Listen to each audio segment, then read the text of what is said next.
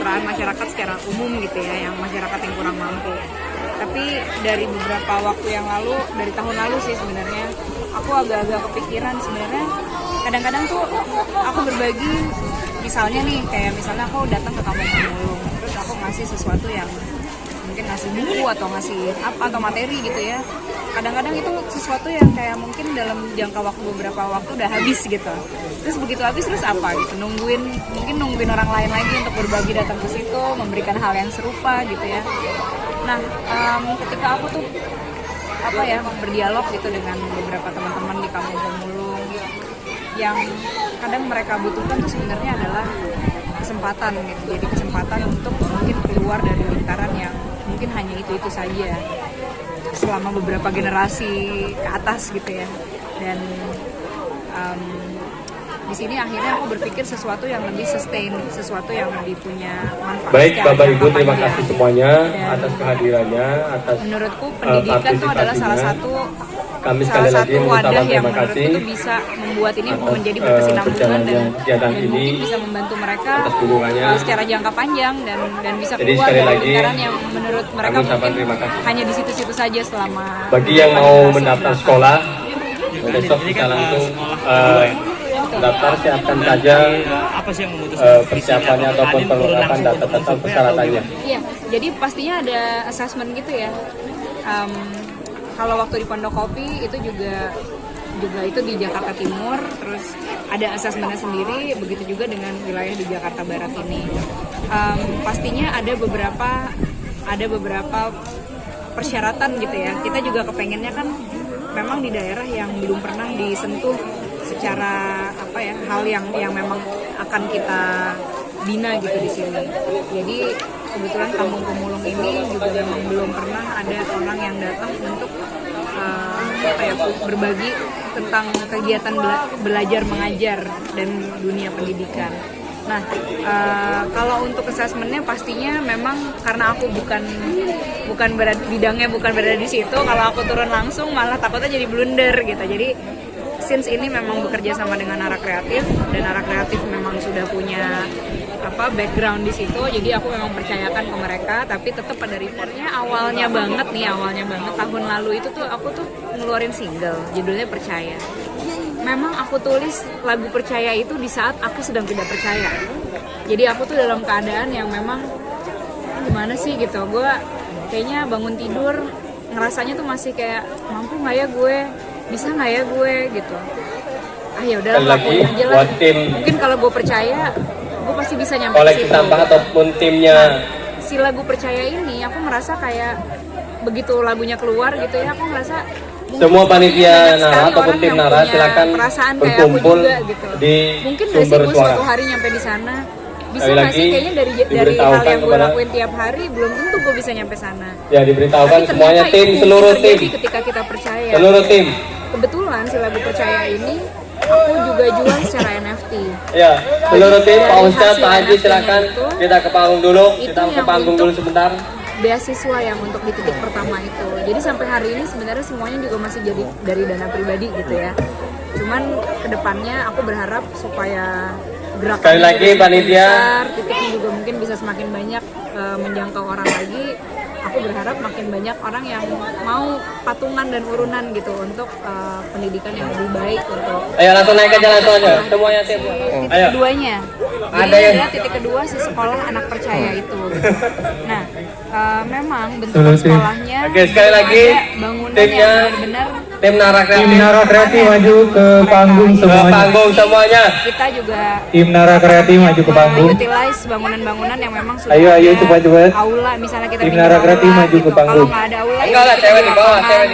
Jadi cewek di depan. Yang di titik berat. Cewek depan, yang laki-laki di belakang. Ayo cepat. Ya. Laki-laki di belakang. Panitia dari Nara Kreatif maju ke depan ke panggung. Ada kesulitan tersendiri nggak sih? Karena kan kita tahu biasanya di tempat seperti ini, maaf ya, anak-anak itu lebih mementingkan untuk bekerja kan. Betul. Anak-anak memang lebih kepengen bekerja karena lebih pengen cepat dapat uang. Eka foto. Kaburhan, ayo cepat. Ayo Kaburhan naik ke panggung ke hadiah Rizky.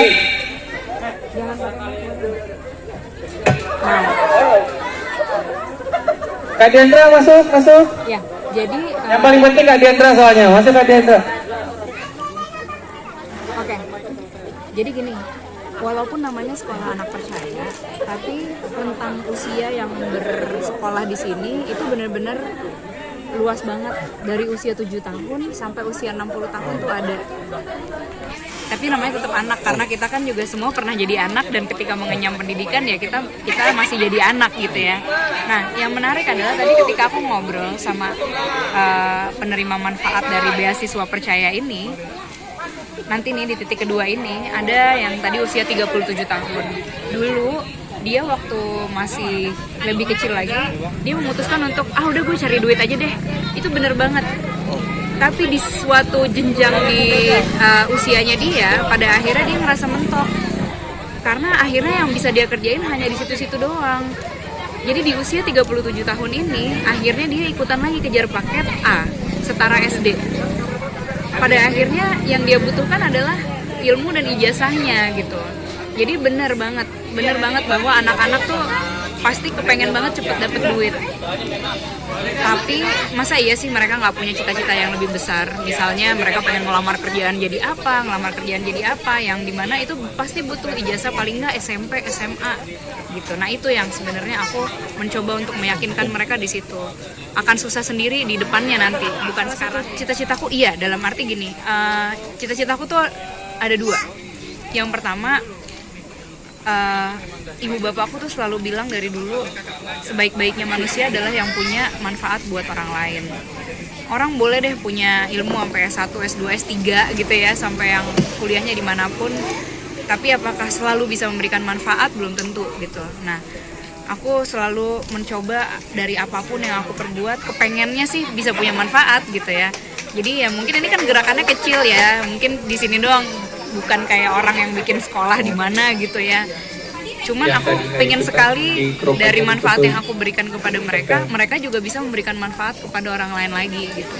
Itu pertama. Terus yang kedua, cita-citaku salah satunya adalah gimana apa yang aku berikan ini tuh bisa sustain dalam arti jangka panjang. Nggak pengen membuat orang tuh jadi dalam tanda kutip manja gitu ya. Bukan yang ya udah deh aku kasih, terus nanti begitu habis mereka akan mikir lagi kapan ya Kak Andin ngasih lagi, kapan ya Kak Andin mungkin nggak ya nanti ada giveaway lagi misalnya seperti itu gitu.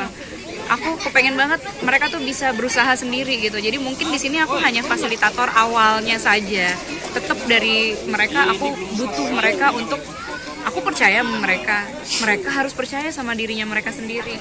Ada tahun lalu. Dari 2022. Nah di Januari kemarin kita mau wisuda yang angkatan pertamanya. Jadi batch pertamanya yang di Kampung Pemulung Pondok Kopi itu wisuda.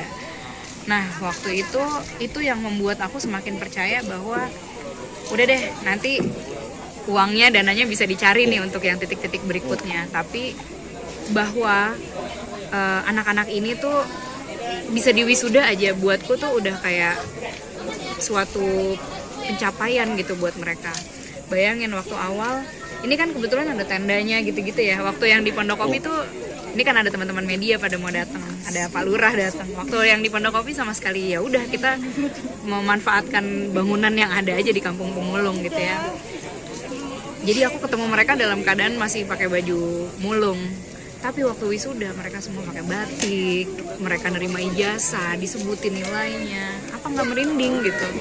Nah itu yang menurutku kayaknya ini tuh bisa menjadi pemicu semangat, nggak hanya buatku juga, nggak hanya buat mereka, tapi buat teman-teman yang lain yang juga mungkin masih bingung gitu, apa perlu nggak sih gue sekolah, perlu nggak sih gue punya ijazah. Walaupun sebenarnya aku nggak tahu kontribusinya, ini kan juga sebenarnya masih kontribusi yang kecil sekali gitu ya. Aku bukan membuat sesuatu yang gede dan masif dan memakan biaya sebesar apa, tapi aku juga kepengen sih, maksudnya kalau misalnya ada orang lain lihat tayangan ini mungkin di daerah yang lain gitu, terus membuat gerakan yang sama, itu alangkah baiknya banget gitu. Jadi kita mungkin bisa bergerak bersama-sama untuk banyak sekali orang. Kak Andin, melihat antusiasnya masyarakat ketika Kak Andin memutuskan untuk membangun sekolah di sini seperti apa? Wah seneng banget mas, ya seneng banget. Kayak tadi aku ketemu yang perempuan usia 37 tahun ini, terus udah gitu tadi aku ketemu ibu-ibu 59 tahun mau melanjutkan pendidikan SMA-nya dia gitu. Itu apa ya, itu membuktikan bahwa ternyata pendidikan tuh kayak nggak kenal umur ya gitu. Terus ya bayangin aja, tadi si ibu tadi akhirnya mau kejar paket bareng anaknya dan nggak malu gitu, karena emang gue membutuhkan itu. Dan ternyata mungkin yang dibutuhkan bukan hanya ilmunya tapi wawasannya. Dalam arti ternyata ketika kita belajar itu bukan hanya kayak oh ya matematika tuh kayak gini, ini tuh kayak gini, enggak, tapi lebih kayak wawasan, mungkin logika berpikir dalam keseharian itu yang dibutuhkan sama orang-orang gitu. Ya Kandin, ini kan yang Kandin bilang bahagia ketika melihat anak di DK Wisuda itu menjadi salah satu pacuan buat Kandin nggak sih untuk membuka sekolah-sekolah di tempat lain? Kepengennya sih gitu ya, kepengennya gitu. Tapi aku selalu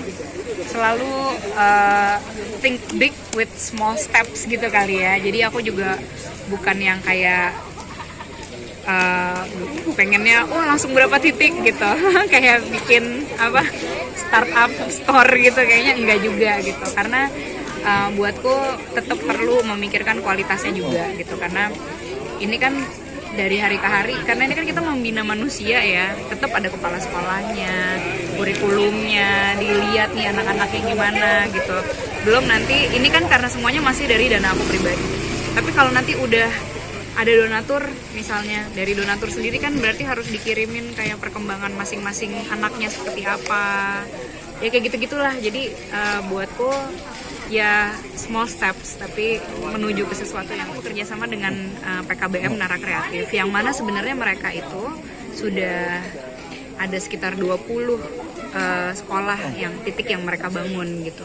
Jadi aku bekerja sama dengan mereka, guru-gurunya dari mereka gitu. Palingan sebenarnya kalau misalnya aku dan teman-temanku dari profesi yang lain gitu ya ingin berpartisipasi, itu sebenarnya aku sangat berharap kita tuh bisa memberikan semacam kelas inspirasi untuk mereka, karena sebenarnya yang mereka butuhkan selain dari ilmunya tuh juga adalah wawasan mengenai pekerjaan. Karena kalau dari mereka kan biasanya pekerjaan ya hanya mereka yang mereka lihat tiap hari aja nih. Ya ini cita-citanya tuh yang mereka lihat tiap hari aja ya. Ya udah ini. Paling banter yang paling tinggi tuh biasanya jadi YouTuber, karena itu juga mereka lihat YouTube tiap hari.